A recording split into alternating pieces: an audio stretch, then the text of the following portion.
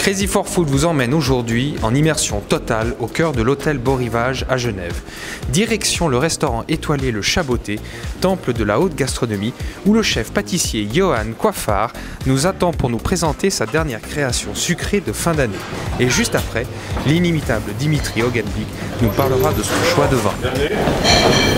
Bienvenue à tout le monde, bienvenue au Chaboté.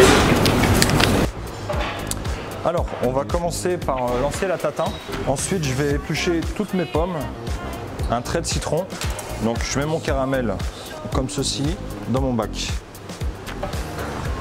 Ensuite, j'ai ma compote. Je vais l'étaler finement sur mon style pâte entre deux réglettes pour avoir une épaisseur bien homogène. Et je vais pouvoir la mettre au congélateur. J'ai ma tatin. Donc là, j'ai mes petits carrés. Là, je vais pouvoir m'attaquer à mon sucre. Donc là, je prends une petite partie que je boule, que je vais mettre autour de mon tube au cuivre, ma poire, et on souffle devant le ventilateur pour avoir quelque chose de bien régulier. J'ai ma compote que j'emporte piécée. J'en ai mis un peu dans une pipette.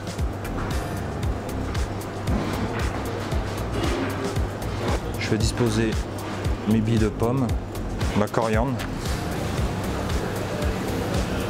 Donc là, je vais rajouter mes petits disques de strozzoles au muscovado. Je vais disposer ma tatin au milieu. Donc là, j'ai fini ma pomme. Je vais pouvoir la remplir de mon siphon tatin. Je vais lisser les bords mon espuma tatin et renfermer mes pommes caramélisées. Voilà.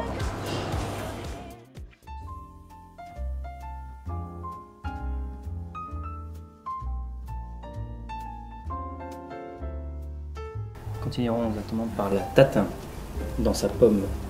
Bonne fin d'appétit, monsieur. Merci beaucoup, Merci. c'est magnifique. Permets-moi, je te sers déjà